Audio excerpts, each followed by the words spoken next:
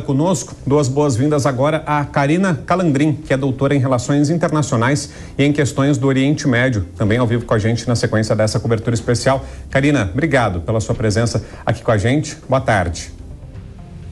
Boa tarde, obrigada pelo convite. Karina, inicialmente a gente falava sobre um conflito entre Israel e o Hamas, mas te pergunto, você acredita que é possível que as dimensões desse conflito aumentem, ou seja, que de um lado, do lado israelense, tenhamos envolvimento de outros países e de potências militares, especialmente da Europa, dos Estados Unidos e do Japão, e do outro lado, do lado do Hamas, também o envolvimento de outros grupos, como o próprio Hezbollah? É possível que as dimensões ultrapassem essa simples dicotomia entre Israel e o Hamas, Karina? Do ponto de vista das potências, tanto regionais quanto extra-regionais, eu não vejo um envolvimento neste momento do ponto de vista militar. Nós teremos agora reuniões políticas, reunião do Conselho de Segurança da ONU, então veremos movimentações no âmbito político dessas potências, mas não um engajamento militar, porque é muito custoso e não é o interesse imediato dessas potências se envolverem num conflito dessa magnitude. Então, não vejo envolvimento das potências e exércitos tradicionais. Mas outros grupos, como vemos, já muda um pouco a análise, vemos o Hezbollah já se posicionando, a própria Jihad Islâmica Palestina, que é um outro grupo que atua também em Gaza e na Cisjordânia, também já se aproximou do Hamas, já se mostrou solidário à causa do Hamas, e que podem atuar como já vem atuando, principalmente o Hezbollah agora em ataques mais recentes. Talvez não na mesma intensidade que o Hamas, porque o Hamas com certeza se preparou muito para esse ataque, tanto do ponto de vista financeiro e bélico, quanto do ponto de vista da estratégia, Todo o ataque ele foi arquitetado há muito tempo, com certeza, por conta da forma como foi executado e o impacto que ele gerou na sociedade israelense. Então, veremos o aumento dos mortos, infelizmente, e ainda muitas consequências destes ataques. Marcelo Favalli. Claro, professora, que agora a gente tem um elemento novo, que é o Hezbollah. A gente tem abordado esse tema aí ao longo da nossa cobertura hoje. Então a gente tinha esse braço armado do Hamas, considerado como um grupo terrorista por muitas nações, entre elas os Estados Unidos. Ao norte, o Hezbollah, que também tem uma função partidária e também tem um braço armado igualmente considerado terrorista por várias nações ao longo do mundo, e que, num primeiro momento, a suposta aliança pedida pelo Hamas ao Hezbollah foi negada pelo Hezbollah.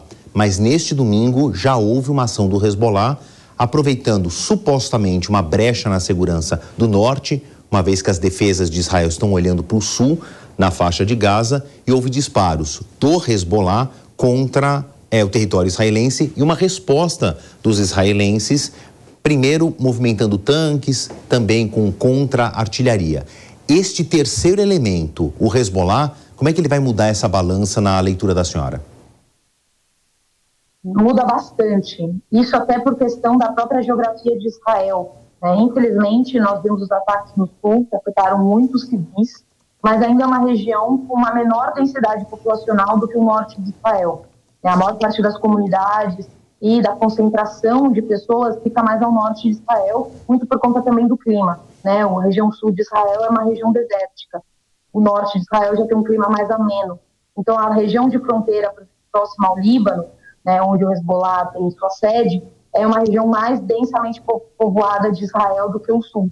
Então, com o ataque do Hezbollah ao norte, isso gera maior preocupação, gera um pânico maior das pessoas, uma situação de que, por exemplo, eu tenho muitas pessoas conhecidas que moram em Israel, mais na região norte, e que ainda estavam um pouco mais tranquilas por conta da direção onde os ataques estavam direcionados no dia de ontem, mais na região sul, e agora já estão muito mais preocupadas com essa intervenção do Hezbollah na fronteira norte com o Líbano, fronteira norte de Israel com o Líbano. Então, é uma situação que muda os esforços também das Forças Armadas de Israel e a atenção internacional a este conflito. Então, veremos muito mais civis afetados neste momento. Gostaria até de reiterar que os alvos estão sendo majoritariamente alvos civis, tanto do Hamas quanto agora com a ação do Hezbollah. E Karina, deixa eu só insistir na questão que eu levantei inicialmente aqui sobre o envolvimento de outros países. E para fecharmos, a gente está já quase com o nosso tempo esgotado. Você acredita que o envolvimento desses outros países, como Estados Unidos, as potências militares da Europa, o Japão, vai se dar no campo militar também? Eles vão se aliar às forças e às tropas israelenses, Karina? Rapidamente, por gentileza. Eu não vejo um apoio militar desses países neste momento, talvez um apoio no sentido de tecnologia, um apoio financeiro, mas não um envolvimento direto dessas potências no conflito, porque é muito custoso, nós estamos vivendo uma crise internacional, isso não aconteceu nem mesmo na guerra da Ucrânia, que já dura mais de um ano, então eu não vejo um envolvimento direto dessas potências militares, mas com certeza na esfera política veremos um apoio e pode ter apoio na área de recursos a Israel. Mas eu não vejo uma intervenção direta desses países no conflito neste momento. Perfeito. É a análise da Karina Calandrin, doutora em Relações Internacionais em Questões do Oriente Médio. Obrigado, Karina, pela sua presença com a gente aqui nessa cobertura especial. Uma boa tarde. Muito obrigada. Bom, a gente